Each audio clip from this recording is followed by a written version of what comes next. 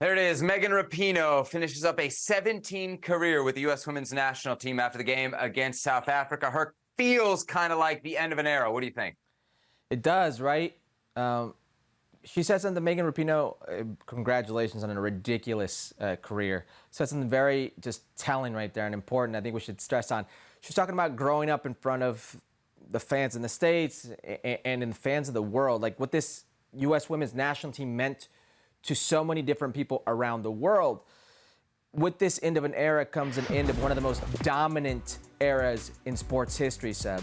And forget about this abysmal World Cup, this last World Cup. Let's go one before that, 2019, okay, when they beat the Netherlands in the final, that World Cup, okay? I'm gonna read off a few names and where they are today. Kelly O'Hara, 35 today. Becky Sauerbrunn, 38 today. Julie Ertz, just retired. Tobin Heath, 35. Alex Morgan, 34. Megan Rapinoe, 38, just retired right now. The three players who came out as a sub in that game. Carly Lloyd, retired. Ali Krieger's 39 years old. Kristen Press, 34.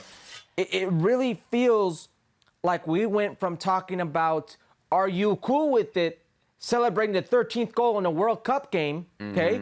A routing of a team to, they almost lost to Portugal. They almost didn't make it to the next phase, to the knockout round. We went from talking about the reality is the Americans are the best in the world and revered as the best in the world till, well, now there's a whole generation of players who have never been to that level, who have never gotten to that level. We don't know. It really feels like an end of one of the most dominant sporting eras of our history. Yeah, if you think about it, too, she debuted with the national team in 2006. That's essentially right at the beginning of the end of the second era, right? Of the first era, excuse me, of the U.S. women's national team. In the 2004 Olympics, basically, all of your 99ers are retired. Almost all of your 99ers are retired after 04. So she's been around basically since the end of the 99ers era. It really is remarkable. As far as end of an era, there's still some players hanging on. We don't know what the future holds for players like maybe a Kristen Press, you know, coming back, what that could be. Kelly O'Hara's one who still seems to maybe have a role with the national team. Becky Sauerbrunn, we saw her at these celebrations, obviously still overcoming the injury that cost her the World Cup.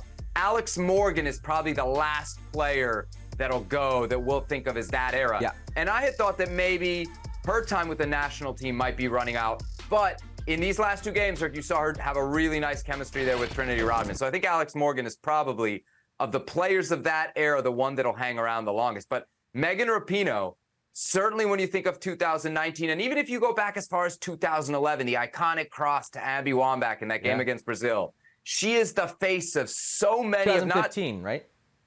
No, that was 2011. She was on the 2015 World Cup. I'm going back to the 2011 World Cup that they didn't win, the quarterfinal against Brazil. When they're basically out of it, it's almost a Hail Mary cross. Wambach heads it in. These are iconic moments for the U.S. women's national team, and they're clutch moments. And that's always the thing about Megan Rapinoe.